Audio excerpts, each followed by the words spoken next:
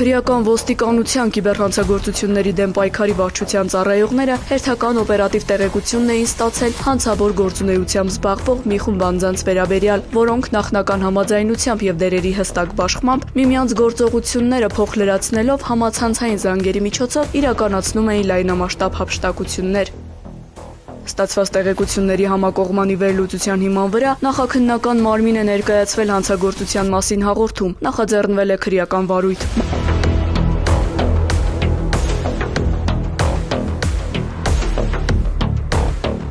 Մարտի 9-ին քրեական ոստիկանության կիբերհանցագործությունների դեմ պայքարի եւ քննչական կոմիտեի հատկապես կարևոր գործերի քննության վարչությունների ծառայողները համատեղ խուզարկություն են իրականացրել Երևանի Դավթաշեն թաղամասի առանձնատներից մեկում։ Հատկանշական է, որ հանցավոր խումբը նախապես կառուցել էր պաշտպանական յուրօրինակ համակարգ։ Տարածքը կահավորված էր արտաքին տեսահսկման սարքերով, որոնց միջոցով իրավապահների նկատելուն պես նախատեսված էր վայրկյանների ընթացքում հոսանքազրկել շինությունը, այդպիսով ջնջելով կամ անհասանելի դարձնելով հանցավոր գործունեության բոլոր թվային հետքերը։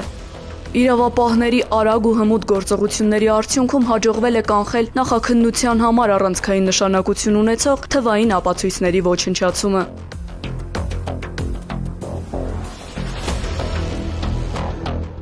Հանցավոր խմբի կողմից համացանցում ստեղծվել էին կեղծ կայքեր, որոնք քաղաքացիներին առաջարկում էին ներդրումներ կատարել հատկապես կրիպտոակտիվների ոլորտում, այն քաղաքացիները, ովքեր ցանկություն էին հայտնում եւ հետաքրքրված էին այդպիսի հարթակներում ներդրումներ անելուց, թողում էին իրենց կոնտակտային տվյալները,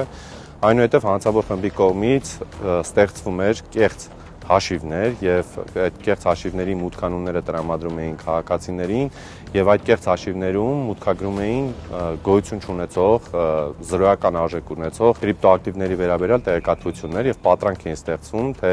տվյալ ներդրում կատարող անձին ունեն վաստակած որոշակի գումարներ, այսինքն հաջողությամբ ներդրում են կատարել, սակայն վերջնարդյունքում վերջիններս ամբողջապես հափշտակում էին այդ ներդրված գումարը։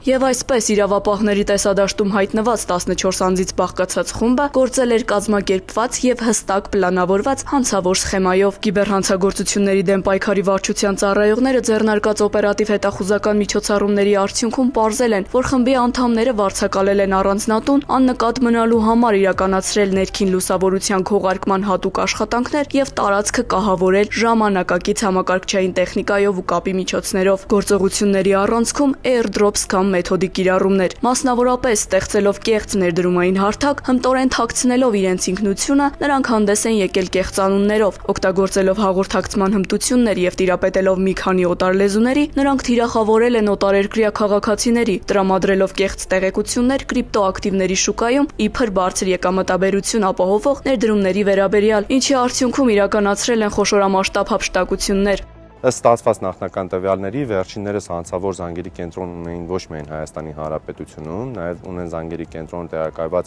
օտարերկրյա այլ պետությունում եւ ներկայումս մենք տվյալ երկրի իրավապահ մարմինների հետ աշխատում ենք։ Այս զանգերի կենտրոնի